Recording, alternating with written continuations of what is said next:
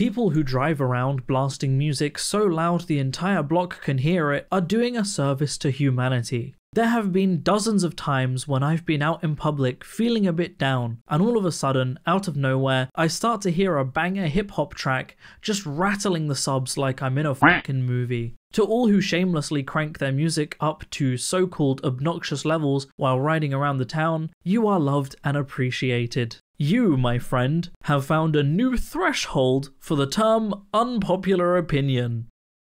Special thank you to my YouTube members and patrons for supporting the channel and supporting my content.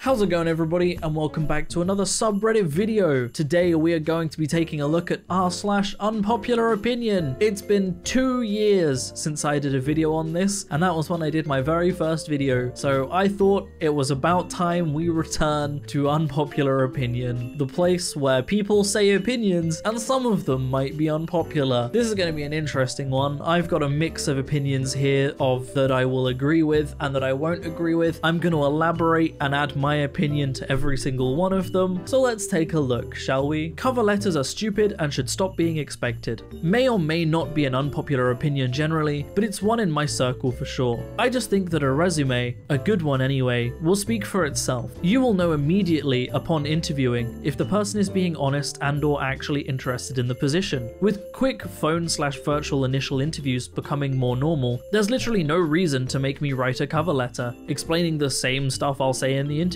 especially because everyone just copies and pastes the same stuff for every job they apply for. I agree with this. I think cover letters are pointless, useless even. They shouldn't be necessary, especially because in the modern day now, every single job you apply for has like a 3-page 50-question questionnaire that you have to fill out that includes all of the info that's already going to be on your CV and cover letter. So you have to fill out all of this info that they ask for, and then they'll ask you to include a cover letter and a resume that contains all the same info you've just put in. It just isn't, there's no point to it. You like do one or the other. There's no need to have both. I just don't think cover letters are necessary. I don't think I've ever gotten into a job using a cover letter. I think every job I've gotten into I've gotten into based on my own merits and my own enthusiasm. Instead of remaking great movies, Hollywood should remake bad movies that were based on good stories but did not meet expectations. The majority of the most hyped Hollywood films for 2023 are sequels and reboots. It's time for the old switcheroo, in my most humble opinion. Anyone else agree? I do agree. I agree with this wholeheartedly. I think Disney especially has been going about this in completely the wrong way. Disney has been rebooting and remaking a lot of old Disney classics, and so many of them are ones that people hold very, very dearly, right? And that's the wrong way to go about it, because the people that hold those movies dearly are gonna dislike them because they're never gonna live up to it. So choose the mediocre movies. Choose all the movies that no one ever talks about, all of the old Disney films that people barely even remember. Some people are bound to hold them dearly, sure, but when it compares to like The Little Mermaid or Cinderella or Snow White, movies that are like known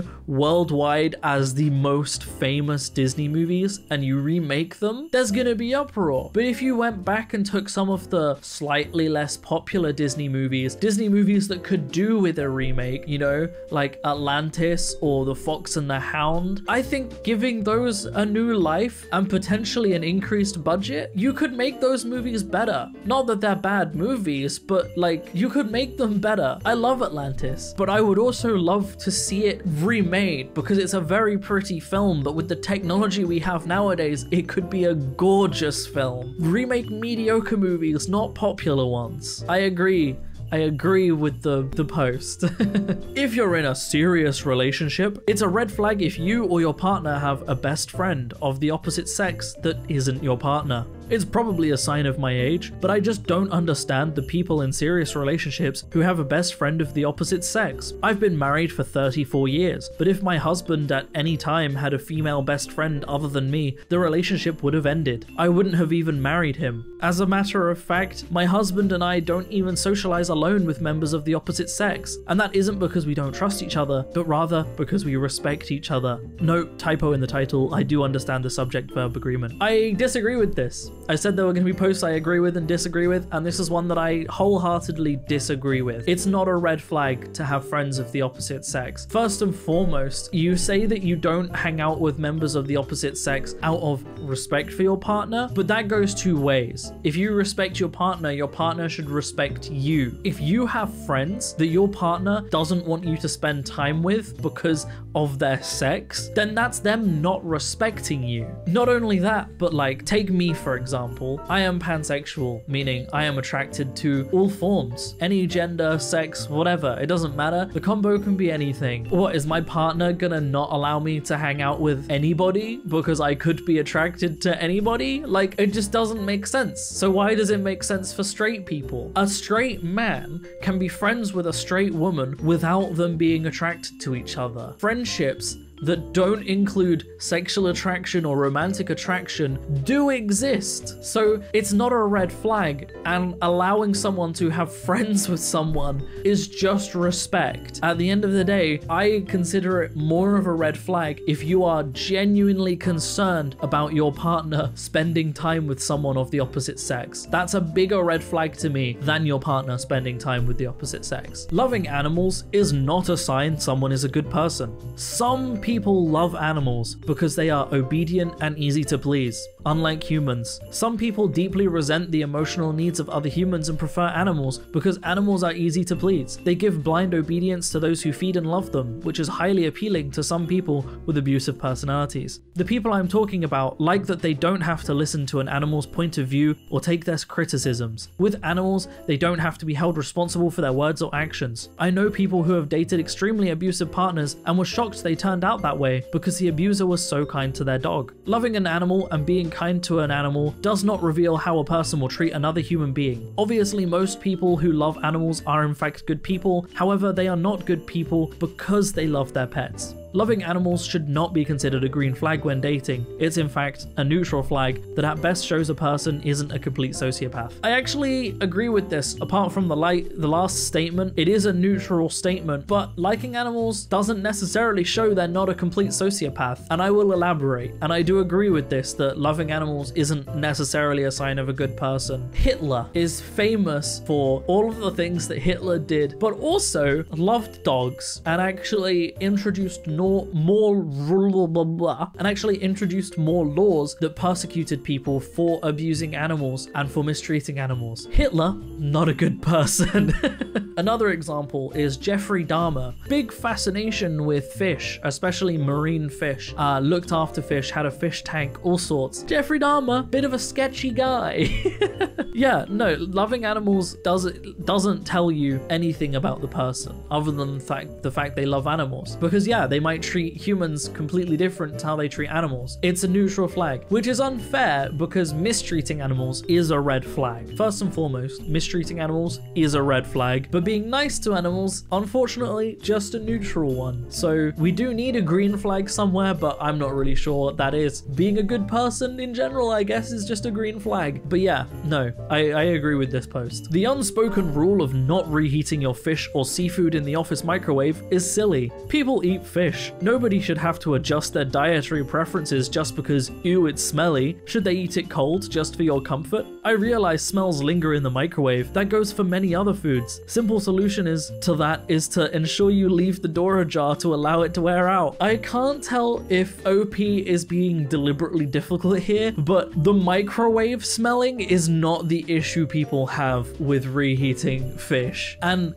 making people have to put up with the smell of your food is kind of, you know, it's called common courtesy, is not subjecting an entire building of people to the smell of fish, right? Like, I don't believe that they legitimately think that the issue is the microwave will be smelly for a bit, because the issue is that fish have a potent smell that can fill a large area. If you're in an office, someone could be the entire room away, that could be like 100 feet away, and they could hate the smell of fish, and they're still going to smell your fish. In the UK, a lot of offices and workplaces don't even have air conditioning, let alone good ventilation. The smell of fish lingers, and it days. It stays there for a long time after eating it. And for people that hate that smell, that's not just inconvenient, that's downright rude.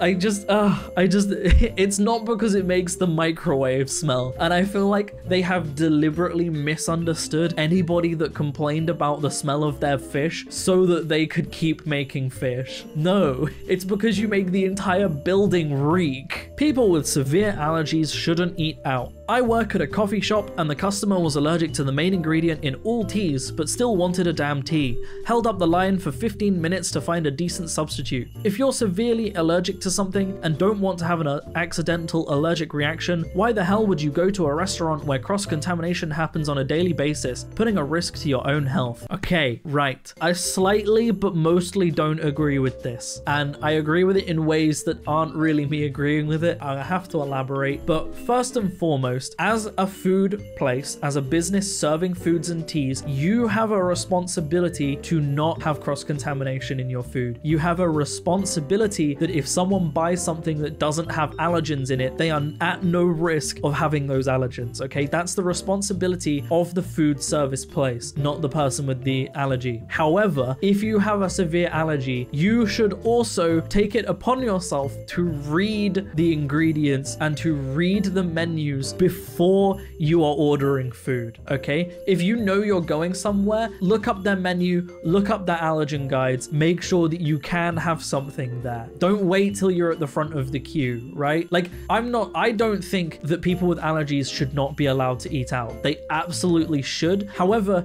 if you have an allergy and it's a risk you're taking, you should make sure you mitigate that risk by researching first. I think that's the best of both worlds, okay? The place serving the food has a responsibility to make sure that they are not a risk. And also, the person ordering food should make sure that they acknowledge the risk and read the menus beforehand. Best of both worlds. Then you don't have any customers held up because they know what they're ordering and they don't have to worry about getting sick because they've ordered something that shouldn't have an allergen in it but did. And the final post. Shakespeare is outdated. Focusing on him makes kids uninterested in literature. Teach him in history class, but not English. Reading and trying to analyze Shakespeare felt so stupid. I can't imagine how even more stupid it must feel for today's generation. It's honestly just lazy not to move on to a more recent author. Romeo and Juliet doesn't resonate with kids the way people seem to think. The concept, sure, but the actual literature is dog shit. Having to read and decipher as you read for a grade is a surefire way to make someone hate reading. I do agree with this. I think that it's interesting to study the advancements made by Shakespeare in language, but also he's not the only one. He's not the first to have done this, and he certainly hasn't been the last. Language is ever growing, and there are millions of authors that have published incredible novels and stories since Shakespeare, many of them with similar stories as Shakespeare's stories. To really get the point across, we studied Shakespeare in English literature, right? And yes, you had to decipher what he was saying, but for a large portion of it, we didn't even read the books. We read a small amount of them, but we needed to take the story in a time that we didn't have time to read it. So our teachers would just show us movie adaptations of the books so that we could understand the stories and take in the foreshadowing and details and then read specific parts from the books that we needed to know. I was never interested in reading the whole of a Shakespeare book because it was basically a mental workout just to figure out what he was talking about. If the exact same story was written by a modern author, I probably would have been engrossed. I love reading. I have always loved reading, but I never liked reading Shakespeare. The stories are good. The way they are written, not so much. Maybe once upon a time they were, but now it's just unnecessary. I really agree with OP on this point. There would be so many better ways to teach literature than really, really old books with outdated language. And that's where I'm going to end the video. I hope you have enjoyed, everybody. And if you want to support me in making more content like this, then I have a Patreon in the description down below, or equally you can click the join button on my channel to support me. It helps a lot more than you might realize, but by no means should you feel like you have to. I'm going to keep making content regardless. Special thank you to all of the YouTube members and patrons that do support the channel. All of your names are on screen and you are all incredible, wonderful people, and you all mean so much to me. Other than that, thank you so much for watching the video, everybody. I hope you have enjoyed, and as always, I will see you in the next video. Peace out.